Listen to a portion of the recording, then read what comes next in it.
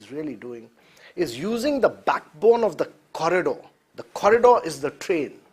Both sides of this, we are using the influence region to create new smart cities in India. There is indeed a dire need to develop new cities. Our existing metros are slowly succumbing to the increasing population. And things are only going to get worse from here. According to a study done by consultancy firm McKinsey, the urban population would increase to 590 million. If you see the state of our towns and cities today, they are bursting at their seams. So, as it is, people jokingly remark the development is happening along certain corridors, whether it's the Mumbai-Pune corridor or the Mumbai-Nashik corridor or the Delhi-Jaipur corridor. So, because the cities are bursting at their seams, development is tending towards, in a linear manner, in a sense, hugging the highways. So, we do certainly need to create far new and fresh spaces for mixed use. And this is why the DMIC project assumes such an importance. According to the master plan, DMIC would create 24 new cities within the Delhi-Mumbai zone, and the first 7 of them are expected to come up by 2018.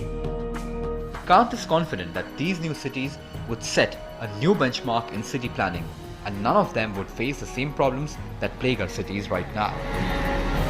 We've tried to do an integrated planning, and we've finished the master plan and the detailed development plan of the first 7 manufacturing cities.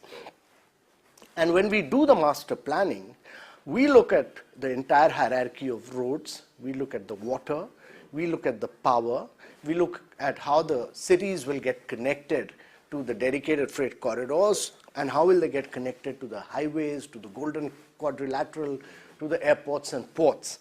And we've looked at the requirement of power, and in fact the Delhi-Mumbai corridor itself is establishing 6 power projects of 1,000 to 1,300 megawatts. It is doing several water recycling projects. It is structuring several projects.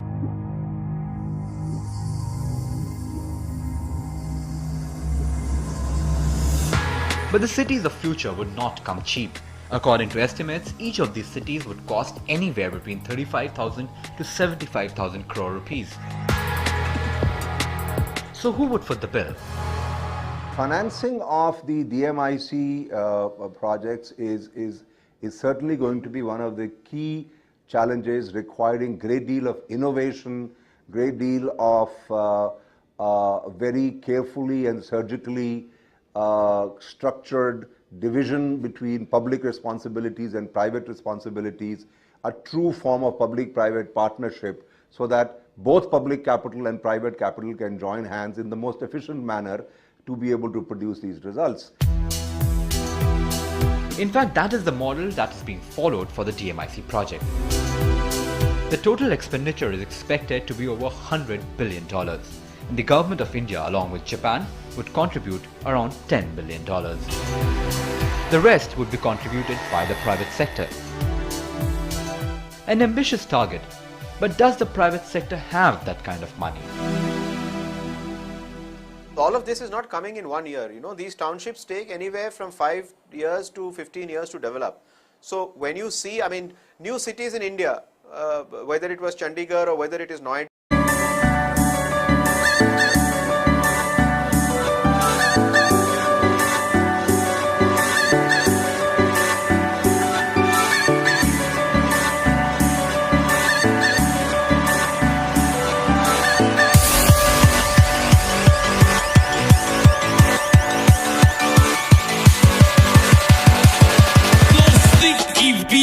he's a liar.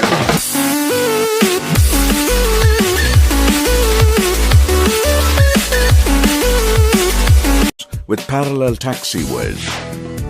Airport Authority of India has prepared the feasibility report, detailed project report and environment impact assessment.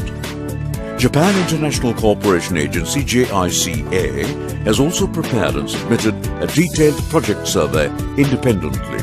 DMICDC has equity stake in Tholera International Airport Company Limited. The project will be developed in PPP mode adhering to the guidelines of the Greenfield Airport Policy. DIACL is also planning for an aviation zone and MRO hub in the adjacent government land parcel available. Adding components like the use of renewable sources of energy like solar park, implementing green infrastructure and adopting sustainable best practices will make Tholera Airport earn carbon credit.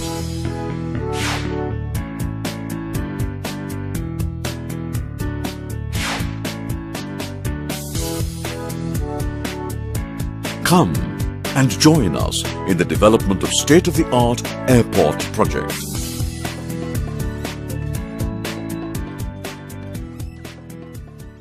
And maintain the international finance tech city through several infrastructure-led subsidiary companies. These companies will provide municipal services,